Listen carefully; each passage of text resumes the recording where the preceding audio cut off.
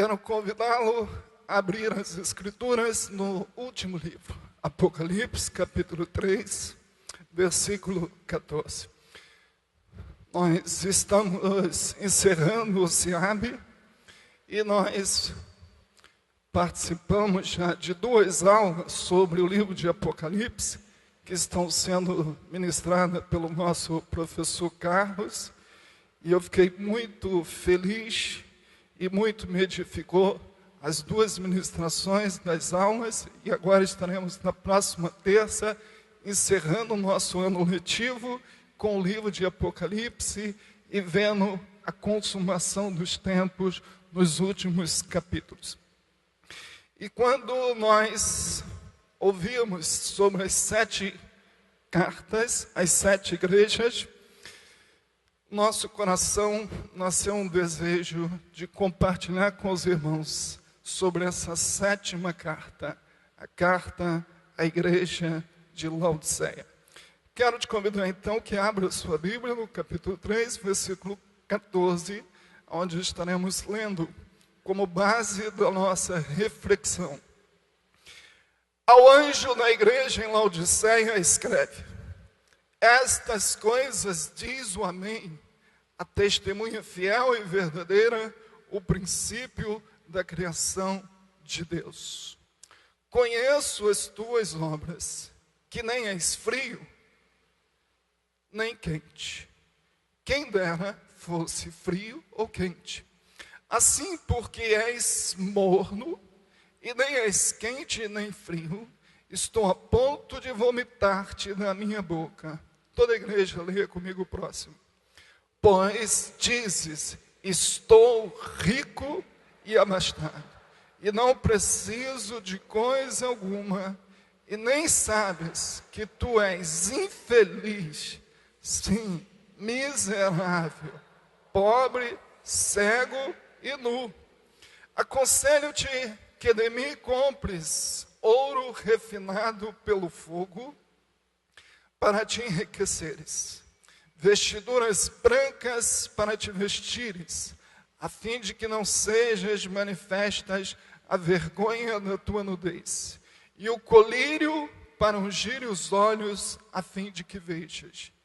Eu repreendo e disciplino há quantos anos. Sê, pois, zeloso e arrepende-te. Eis que eu estou à porta e bato. Se alguém ouvir a minha voz, abrir a porta, entrarei em sua casa, cearei com ele e ele comigo. Juntos. Ao vencedor, dar-lhe-ei sentar-se comigo no meu trono, assim como também eu venci e me sentei com meu Pai no seu trono. Quem tem ouvidos, ouça o que o Espírito diz às igrejas. Obrigado, Pai, pela leitura da Tua palavra. Que o Teu Santo Espírito, Senhor, possa nos conduzir nesta caminhada de reflexão e que Ele possa falar aquilo que Ele deseja para nossas vidas nessa manhã, em nome de Jesus. Podem sentar-se. Queridos, todas essas 7 cartas aqui, elas seguem uma estrutura comum. Em todas elas, Jesus se apresenta para cada uma das igrejas, Jesus tece um elogio, Jesus faz uma advertência ou uma crítica, depois ele dá uma instrução e finalmente uma promessa. Mas você logo observou que nessa carta que nós lemos aqui para a igreja de Laodiceia, o Senhor não fez nenhum elogio. A gente não encontra nessa carta, diferente das demais, nenhum elogio que foi dado pelo Senhor para essa igreja. Isso nos ensina aqui, comparando ela com as outras igrejas, do ponto de vista de Deus, da ótica do Pai.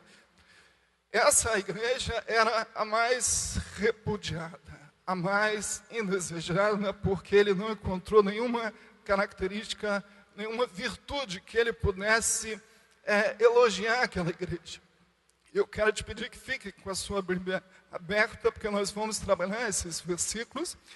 E essas cartas, elas se constituem num rico acervo de orientação espiritual para a vida da igreja, não somente no sentido coletivo, porque quando a gente olha para cada uma dessas cartas, nós vemos dois tipos de igreja. Nós vemos uma igreja reprovada pelo Senhor e vemos uma igreja aprovada, uma igreja elogiada. Então, se você está à procura de uma igreja, aonde você tem que procurar as características dela, você encontra aqui uma boa dica que as Escrituras te dão para você identificar uma igreja aprovada, uma igreja reprovada pelo Senhor. Nós encontramos aqui características de uma verdadeira igreja que o Senhor elogia, que o Senhor considera como fiel.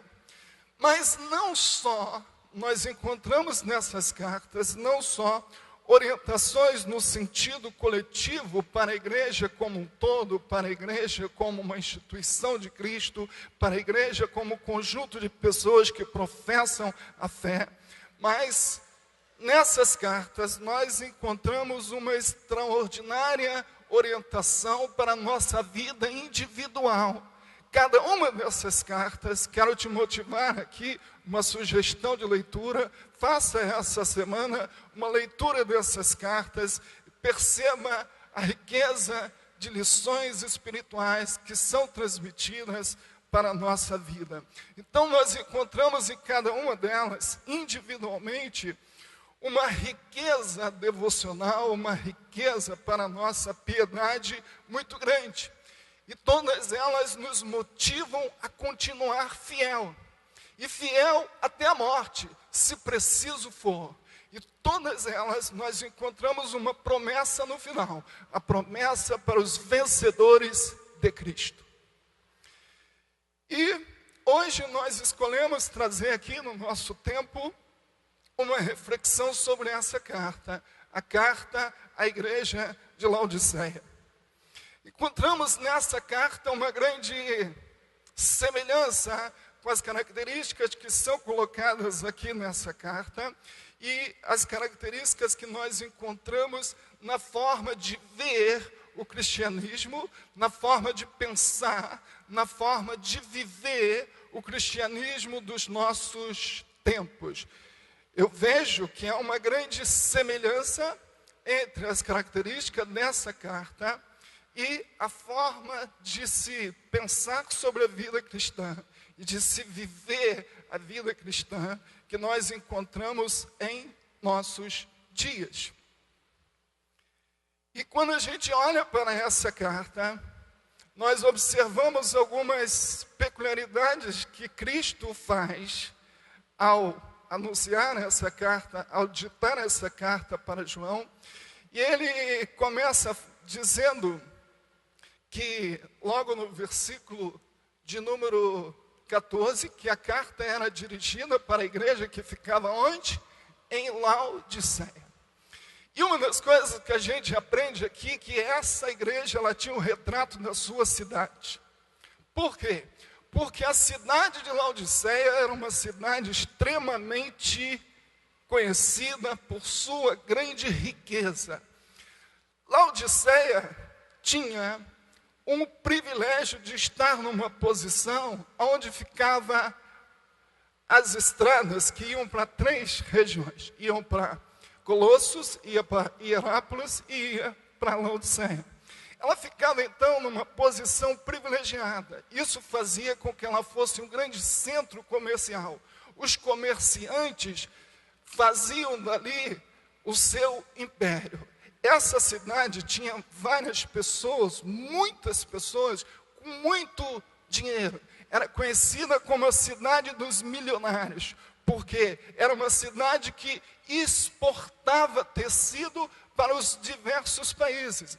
Porque lá nessa cidade, eles costumavam fabricar com uma lã preta e muito brilhosa, tecidos, uma espécie de tapete, carpetes, uma espécie deles, que eram exportados para vários países daquela região.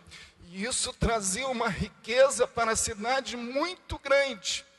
Outro privilégio que essa cidade também tinha é porque nesta cidade ela estava localizada em um lugar privilegiado de fontes, ou seja, as águas que existiam em Colossos e as águas que existiam na sua vizinha Hierápolis eram as águas que vinham para abastecer essa cidade. E as águas de Colossos eram conhecidas por serem águas muito frias, águas geladas, e as águas de Hierápolis eram conhecidas por serem águas quentes. E daí, a cidade de Laodiceia, ela recebia as águas que vinham dessas duas cidades. Mas só que quando a água chegava lá, a água estava morna. Agora você entende por que Jesus usou essa linguagem? Para compará-los com a temperatura da água morna.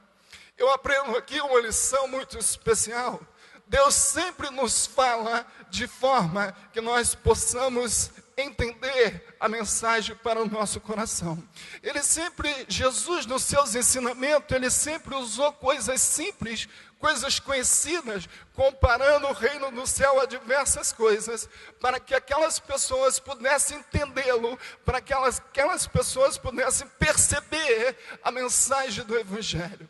E quando nós falarmos sobre Deus, quando nós ensinarmos sobre Deus, quando nós testemunharmos sobre as coisas do céu, nós precisamos trazer o céu às pessoas, nós precisamos trazer Deus ao nível da compreensão das pessoas. Isso quer dizer o quê? Assim como Jesus usou aqui essa linguagem para falar à igreja de Laodiceia, comparando a sua vida espiritual às águas mornas que eles conheciam.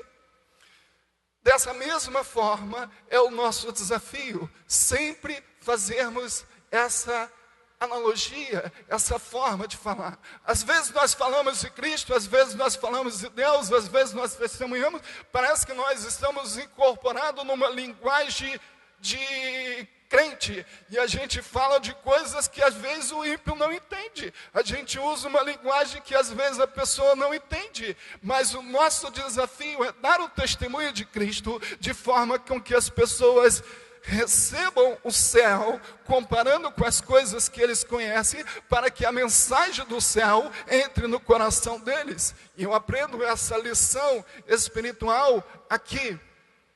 E nós percebemos também, nessa igreja, logo no versículo de número 15, que Jesus fala para ela, olha aí na sua Bíblia, leia comigo, conheço as tuas obras. Conheço as tuas obras. Cristo está fazendo uma avaliação daquela igreja. Em todas as cartas anteriores, ele fez essa avaliação. E aqui, ele faz uma avaliação dessa igreja. Eu conheço as tuas obras. Eu sei que você não é quente, nem é fria. Vocês são mornos. E por que vocês são mornos? Se vocês continuarem como mornos, vomitar-te-ei da minha boca. Cristo usa palavras severas, Cristo usa palavras duras para se dirigir àquela igreja. Mas no versículo de número 17, nós encontramos a razão principal por que ele faz essa avaliação dessa igreja. Está aí com a sua Bíblia aberta? O que diz? Pois dizes. O que eles diziam? Mais uma vez, o que eles diziam? Estou rico e abastado, e não preciso de coisa alguma, e nem sabes que tu és infeliz, sim, miserável, pobre, cego e nu. O que nós vemos nesse versículo? nós vemos duas avaliações. A avaliação que Cristo fazia na sua igreja e a avaliação que a própria igreja fazia de si mesma. Na avaliação que Cristo fazia na sua igreja, ele dizia para ela que, na verdade, eles não eram os ricos que eles imaginavam ser. Eles não eram os abastados que eles imaginavam ser. Eles não eram o que imaginavam ser. Na visão de Cristo, eles eram infelizes, miserável, pobre e cego e nu. Por que isso? Porque a avaliação de Cristo, ela considerava os aspectos espirituais daquela comunidade de irmãos. E na avaliação que eles faziam, era uma avaliação que a gente percebe com facilidade: estou rico e abastado, e não preciso de coisa alguma. O que você percebe nessas palavras? Que a igreja de Laodiceia estava mergulhada numa profunda arrogância. Estou rico e abastado, e não tenho necessidade de coisa alguma. Queridos irmãos, devido à condição privilegiada da maioria dos membros daquela cidade, dos membros daquela igreja, devido à vida tranquila que eles viviam, devido ao grande poder econômico que eles tinham, um sentimento de autossuficiência tomou conta do coração daqueles irmãos. Não faltava dinheiro, a conta bancária estava cheia de zero, todo mundo podia comer a melhor comida, todo mundo podia andar no melhor carro, todo mundo podia viajar quando quisesse, todo mundo podia usar as melhores roupas, todo mundo chegava na igreja de peito aberto, desfilando com a sua aparência vaidosa, querendo mostrar uns aos outros a sua grande fortuna e grande riqueza. Culto de oração, vazio. Culto de estudo, vazio. Vigília, nem se fala. Porque pessoas que cultivam ou pessoas que permitem que a arrogância gere no seu coração este sentimento de autossuficiência, esse sentimento de estou rico, fala assim para o seu irmão: você não está rico, irmão. Nós não estamos ricos, nós somos carentes da misericórdia e da graça de Deus, e é a misericórdia e a graça de Deus que nos sustenta a cada dia.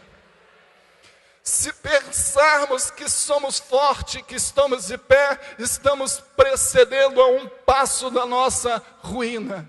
Porque, como disse o nosso irmão no passado, C.S. Lewis, ele já dizia que o orgulho é a galinha sobre qual todos os pecados são chocados. Lembra lá de Adão e Eva no jardim? O sentimento que tomou conta do casal foi o sentimento da independência de Deus. Deus falou para não comer?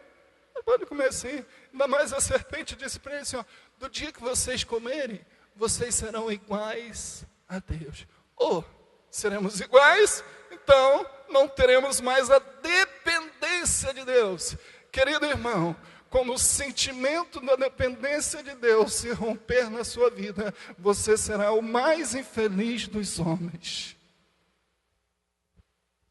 Não importa a cultura que você tenha, não importa o salário que você ganha, não importa a bênção que Deus te deu, não importa quantos anos você tem de vida cristã, não importa quantas vezes você já leu a Bíblia, não importa quantos cursos teológicos você já fez, não importa nada disso. O que importa para nós é mantermos a nossa dependência de Deus. Se rompermos esse sentimento do nosso coração, a arrogância dominará a nossa alma e nós receberemos de Cristo a mesma palavra que Ele endereçou para a igreja de Laodiceia: vocês não são ricos coisas nenhuma, vocês são infelizes, vocês são miseráveis, vocês são cegos, vocês são nus, ou seja, do ponto de vista espirituais, vocês não são nada.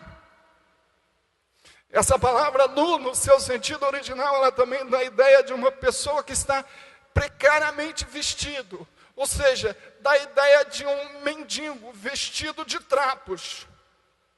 O que Cristo estava querendo dizer para aquela igreja: esse tecido todo que vocês estão cobertos, esse cetim maravilhoso, essa lã importada, esse sapato de couro italiano, esse perfume maravilhoso que vocês usam, nada disso faz vocês aceitáveis a mim. Eu vejo vocês como verdadeiros mendigos espirituais. Vocês são cegos, vocês são pobres e vocês estão nus, porque vocês permitiram que a arrogância dominasse o coração de vocês.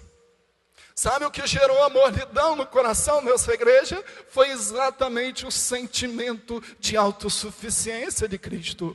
Sabe o que gerou esse estado de indiferença? Sabe o que gerou esse estado de apatia espiritual na vida dessa igreja? Foi exatamente o sentimento de soberba que dominou o coração daquela comunidade.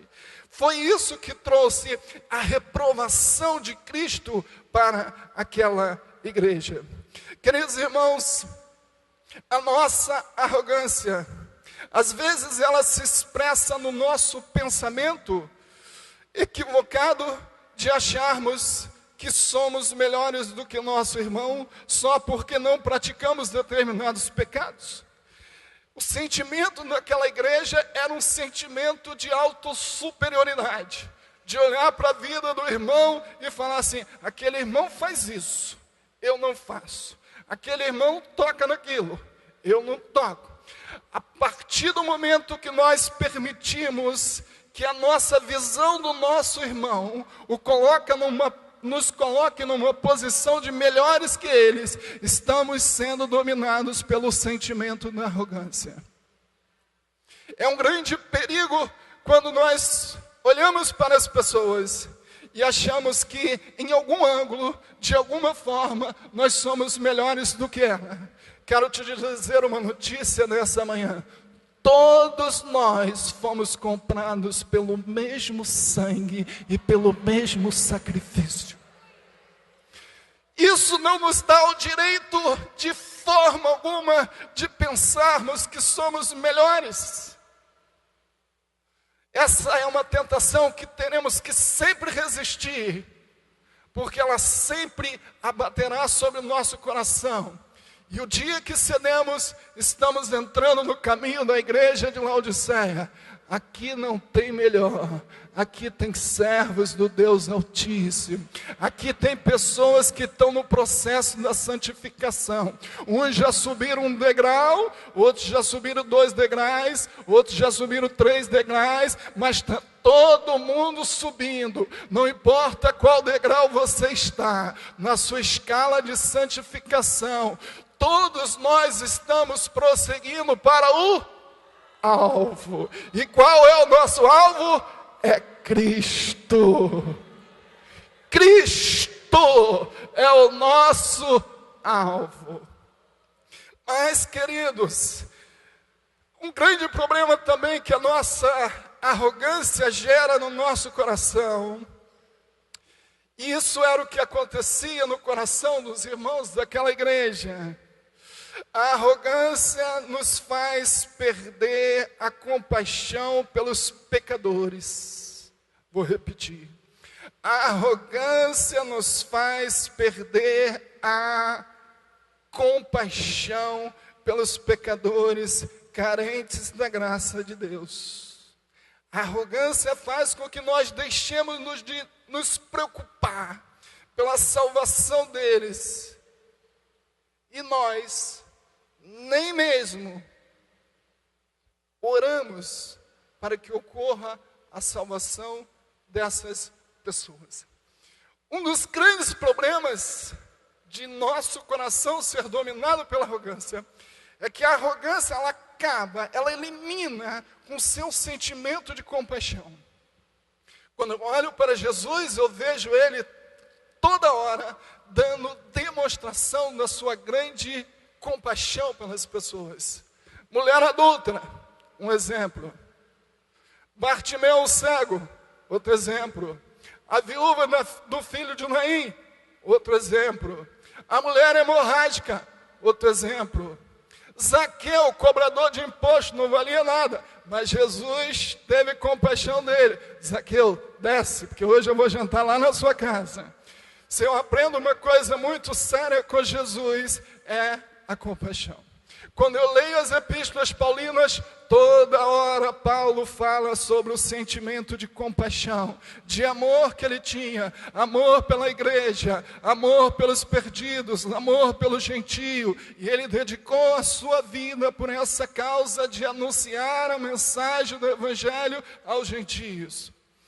E às vezes eu olho para o meu próprio coração e vejo como a minha compaixão por pecadores está tão pequena. E eu fiquei pensando, quantas vezes eu oro pela salvação de pessoas que não são meus parentes? Quantas vezes eu já orei pela salvação do meu vizinho? Quantas vezes eu já orei pela salvação do meu chefe? Quantas vezes eu já orei pela salvação de pessoas que não fazem parte da minha parentela? Queridos irmãos, como o nosso bispo disse aqui, nós sempre oramos por coisas que nós queremos receber de Deus. Nós oramos por coisas que amamos, nós oramos por coisas que queremos ter. Isso significa dizer que se nós oramos por salvação de pecadores, isso está dentro do nosso coração. E se nós não oramos pela salvação de pecadores, é porque isso não está dentro do nosso coração. E se isso não está dentro do nosso coração, precisa entrar, porque a missão da igreja é cuidar da salvação dos pecadores.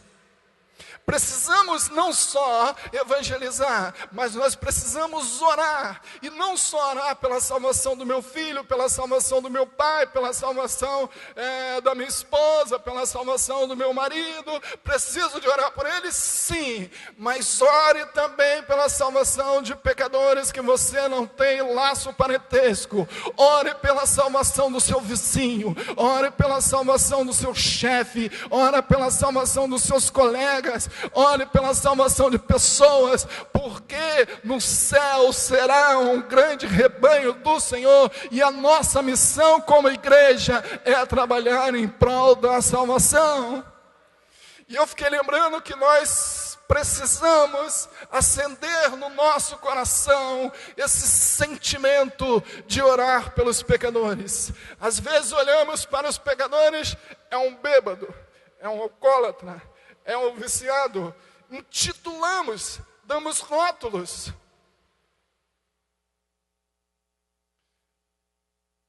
Jesus disse assim para a mulher adúltera, vai, seus pecados estão perdoados. Foi assim que ele disse?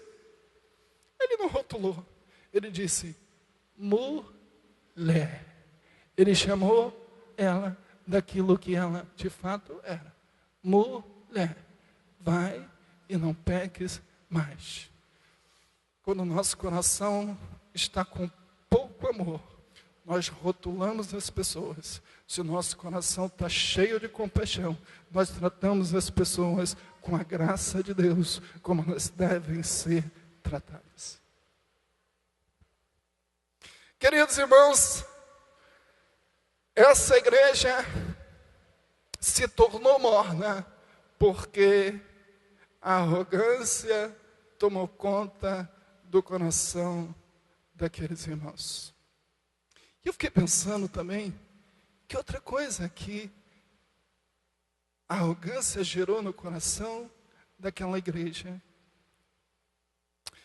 foi perder o prazer pela simplicidade. A simplicidade é uma virtude quase que em extinção na nossa sociedade. Na igreja de Laodiceia, o prazer pela simplicidade era algo que já estava em extinção. O que quer dizer isso?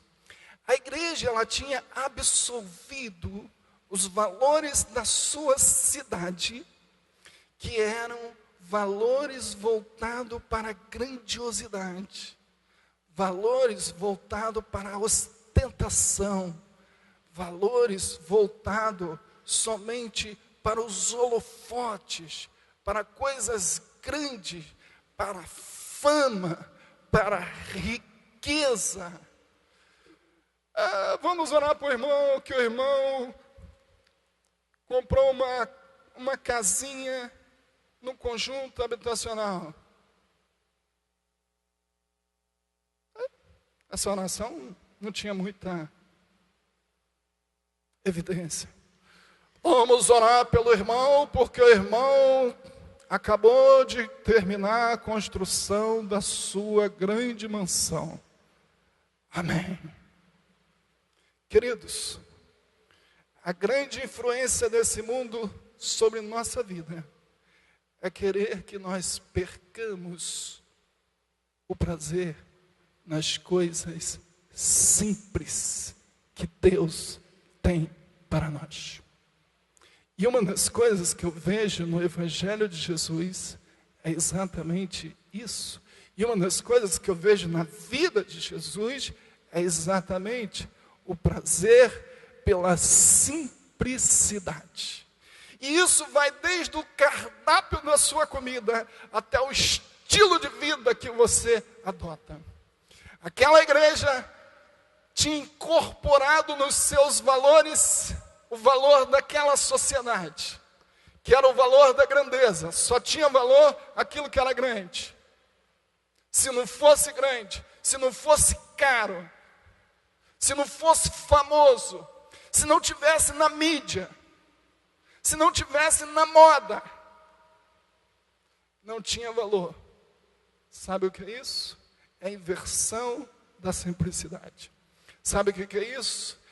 É infringir a lei do contentamento, aquela que Paulo fala lá em Filipenses capítulo 4.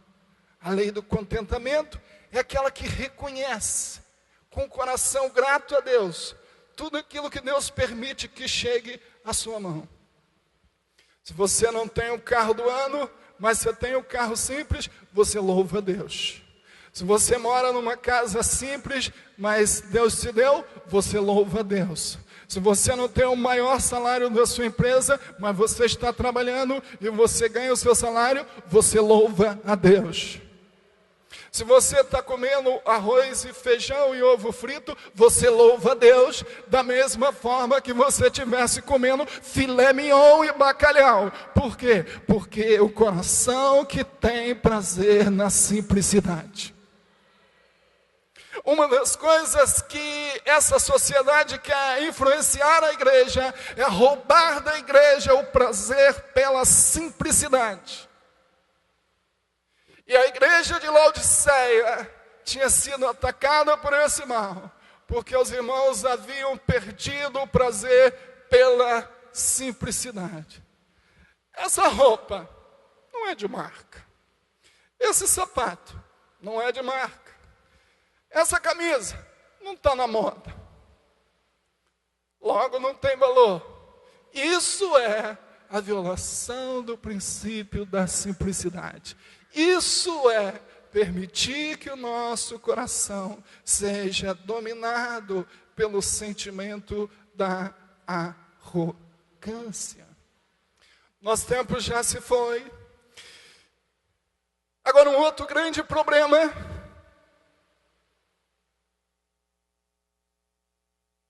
que nós vemos nessa igreja. Devido à sua condição, como que a igreja se classificava? Como que eles diziam? Estou rico. Fala comigo. Estou rico. Você vai sair daqui lembrando dessa expressão. Estou rico. Por que eles falavam isso? Porque o seu coração via eles dessa forma. Era o coração dominado pela soberba, pela arrogância. Mas, queridos irmãos, nós vemos não só que Cristo fez uma avaliação dessa igreja, e a avaliação que ele fez foi a avaliação real, a avaliação verdadeira. Mas nós vemos que, do ponto de vista que eles se autoavaliavam, e eu aprendo uma lição importante aqui, eles se avaliavam como uma igreja perfeita, como uma igreja padrão, como uma igreja rica, como crentes fiéis, como crentes sinceros. Mas Cristo vem nada disso. Eu conheço a obra de vocês. Nada disso. Vocês, na verdade, estão fazendo avaliação totalmente equivocada. E eu aprendo uma importante lição com isso. O nosso coração, como disse o próprio Jeremias, no capítulo 17, versículo 19, enganoso é o coração do homem. Quando nós nos autoavaliamos, nós às vezes podemos cometer o mesmo erro da igreja de Laodiceia. Estou rico. A nossa autoavaliação às vezes pode nos trazer o mesmo perigo espiritual. Acharmos que estamos num nível de espiritualidade tão maravilhosa, tão bom, estamos tão íntimos de Cristo, quando na verdade, na visão de Cristo, estamos como que cego e nus. Isso nos ensina que aquilo que você faz, aquilo que você acha que é certo, não se torna certo só porque você está achando que é certo. Se o mundo diz assim, não importa o que você faça, se você faça com amor. Essa é a escola do mundo. Esse é o valor do mundo. Não importa o que você faça, se você faça com amor. Deixou a mulher em casa e arrumou outra, deixou ela com 3, 4 filhos e arrumou outra, porque o amor estava movendo o coração. Deixou o marido, foi com outro, deixou os filhos em casa, porque o amor estava movendo o coração dessa pessoa. A sociedade diz, o que importa é ser feliz. O que importa é seguir o seu coração. Quero dizer uma coisa, isso são valores do mundo que querem se infiltrar na igreja. Não importa o que você pensa sobre o pecado, ele sempre vai ser pecado. Não importa o que você pense sobre ser certo ou ser errado, o seu paradigma, o seu guia de aferição não é o que você pensa. Não é o que você imagina, não é o que você aprendeu. O seu guia tem que ser as Escrituras. Nem mesmo o seu coração pode te autorizar, porque o nosso coração às vezes nos engana. Nem mesmo outras pessoas que estão falando, é isso mesmo, você deveria agir dessa forma, você está certo. Também não serve como aferição para a nossa autoavaliação. A única coisa que nos pode avaliar é as Escrituras Sagradas. Se as Escrituras diz que é certo, é certo. Se as Escrituras diz que é pecado, é pecado. Se você concorda, não tem problema. Se você não concorda, não tem problema. A verdade de Deus é imutável. E eu aprendo que essa igreja fazia uma avaliação de si equivocada, porque ela se guiava no seu próprio coração. E o coração dessa igreja estava dominado pela sua arrogância. Logo não podiam perceber quão longe de Deus eles estavam. Vamos finalizar, irmãos. Versículo de número 18. Não importa a situação que uma igreja ou que a nossa vida se encontre, Cristo sempre tem um conselho específico para nós. E nós observamos no versículo 18. Aconselho que de mim compres ouro refinado pelo fogo, para enriqueceres, vestiduras brancas para te vestires, a fim de que não seja manifesta a tua vergonha e a tua nudez, e colírio para ungir os teus olhos, a fim de que vejas. Depois que Cristo fez a radiografia da igreja, depois que Cristo fez uma avaliação daquela igreja, depois que Ele mostrou a eles quem de fato eles eram, depois que Ele apresentou para eles as obras dele, Cristo agora apresenta a solução. Cristo agora apresenta o desejo dele para aquela igreja. E qual era o desejo de Cristo? O desejo de Cristo era que exatamente eles pudessem sair daquela situação dominada pela arrogância espiritual e pudessem reconhecer que a verdadeira riqueza não era o dinheiro que eles tinham no banco, não era a indústria que eles dominavam, não era a capacidade financeira que aquele povo tinha. E eu achei interessante que Cristo coloca aqui exatamente os 3 pontos que servia para poder alimentar a soberba do coração deles. Jesus fala: vocês precisam comprar ouro refinado comigo. Vocês precisam de vestiduras brancas. E vocês precisam de colírio para ungir os olhos de vocês. Aquele povo sustentava a sua soberba baseada na sua riqueza. Aquele povo sustentava a sua soberba porque a indústria que dominava, que gerava empregos, que gerava riqueza, era a indústria de tecidos, que fazia tecidos. E aí Jesus fala nada disso. E vocês precisam comprar vestiduras brancas. E outro motivo de orgulho daquele povo era que naquela cidade tinha a medicina mais avançada naquela época. Inclusive tinha uma escola de medicina que fabricava um colírio que era exportado para vários países.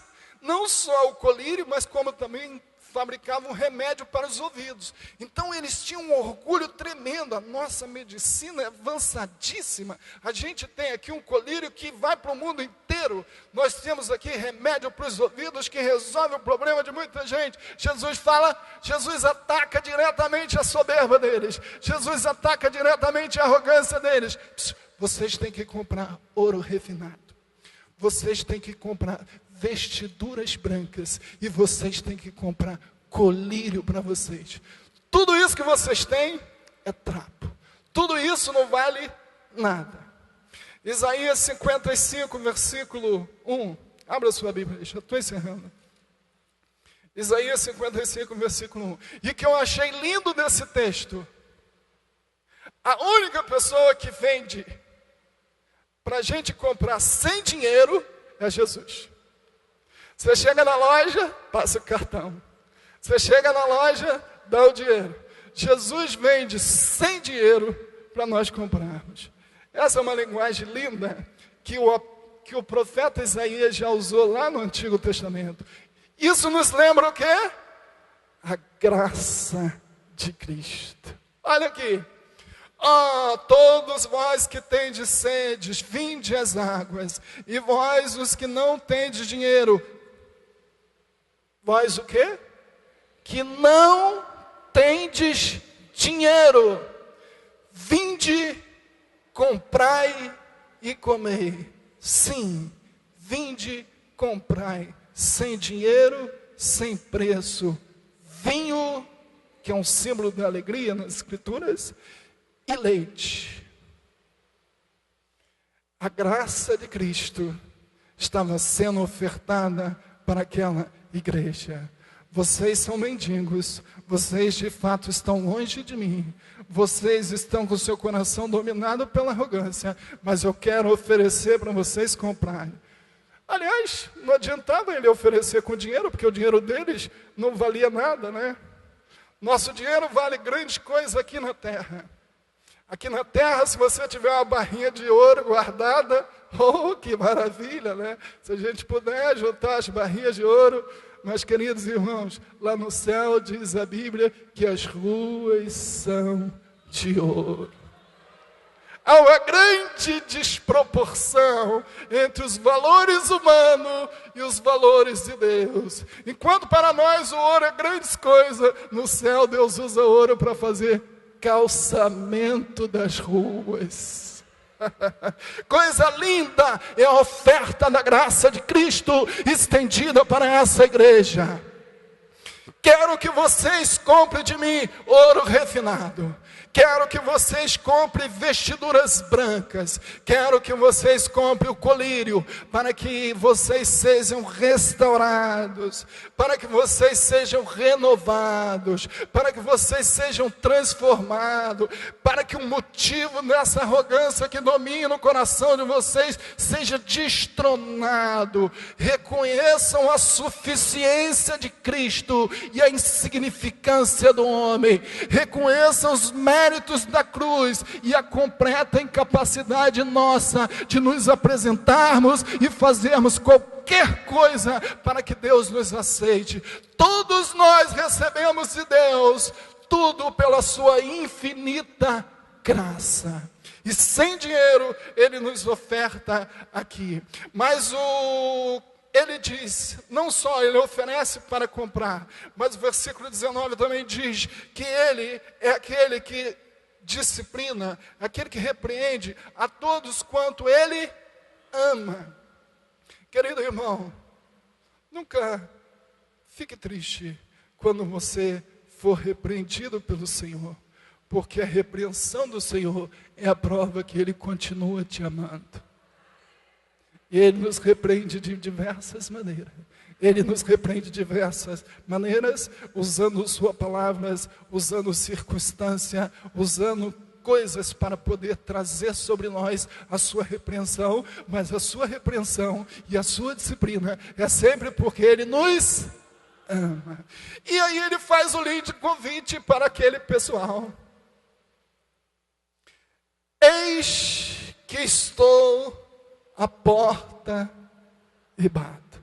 Nisso aqui você já percebe que essa era uma igreja, não dá tempo de falar, mas você já percebe que essa era uma igreja que Cristo estava onde? Do lado de fora. Porque se Ele fala assim, eis que estou à porta e bato, então você diz que uma marca oficial dessa igreja, você pode dizer que era uma igreja que Cristo estava do lado de fora. Mas deixa isso para lá. Então Ele diz aqui, eis que estou à porta e bato, e fala, se alguém ouvir a minha voz, abrir a porta, entrarei em sua